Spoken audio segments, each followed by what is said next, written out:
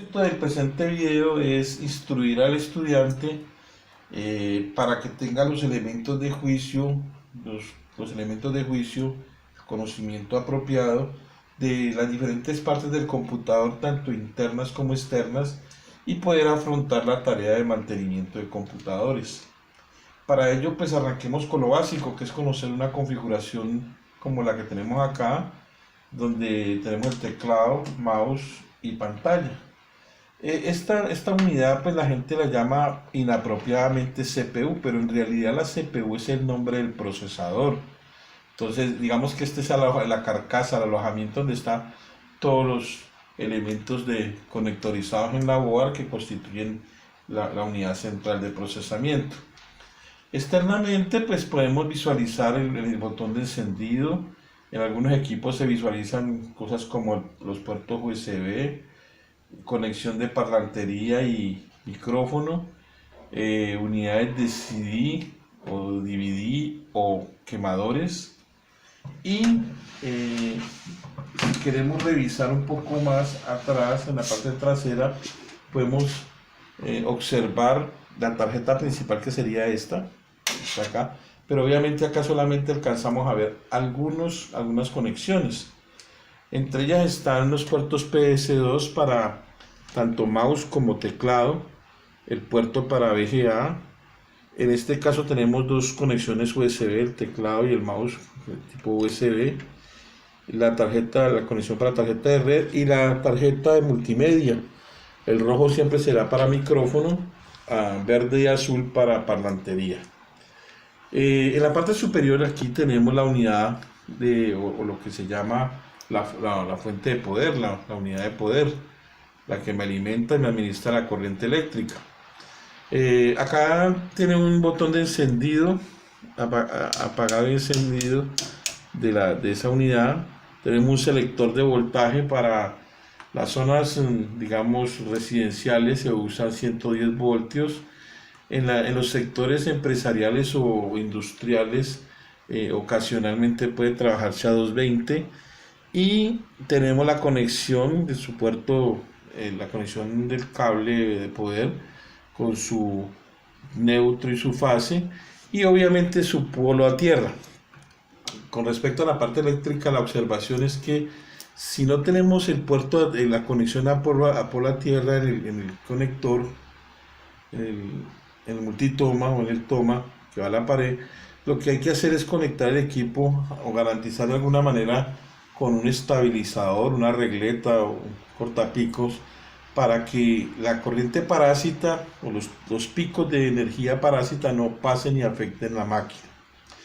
Bien, como se trata de ir conociendo paulatinamente las partes del computador, vamos a arrancar con la unidad de almacenamiento, que es clave, en este caso los discos duros. Vamos a explicar primero, vamos a ir conociendo los tipos de disco y luego ahondamos en una clase posterior sobre el particular. Primer tipo de disco duro, acá tenemos un disco duro estándar, ¿sí? Tipo ID, la conexión que tenemos acá, la que me identifica que es ID, y la conexión eléctrica. Entonces vamos a irnos familiarizando con los cables. Este cable es el bus de datos de un disco ID. Es una correa bastante anchita. Por acá viajan los datos, como ustedes pueden observar. Pues acá yo podría tener otro disco o un CD-ROM, ¿sí? O dos discos duros o dos CD-ROMs, en fin, como se quiera. Y esta parte iría a la board. Luego, cuando veamos la parte de las board, veremos dónde va esa conexión. Tenemos la conexión eléctrica, que es esta. Eso no casa sino de una manera, y ahí tendríamos la conexión del disco ID a la corriente y al bus de datos. Después de ese tipo de discos aparecen los discos algo más sofisticados, una tecnología más moderna, más actualizada, que es conocida como los discos SATA. La conexión de los discos SATA, a diferencia de los ID, pues es con otro tipo de cable. Acá tenemos un cablecito del bus de datos de un SATA. Este es el bus de datos. Y en la conexión a la corriente eléctrica también tiene su variación en presentación. Digamos que esto es como un convertidor. Vamos a conectarlo. Está al revés. Bien, aquí ya quedó. Entonces tenemos la conexión de la parte eléctrica y los datos.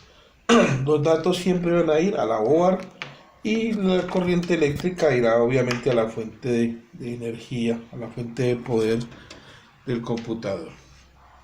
Bien, ¿qué diferencia hay básicamente?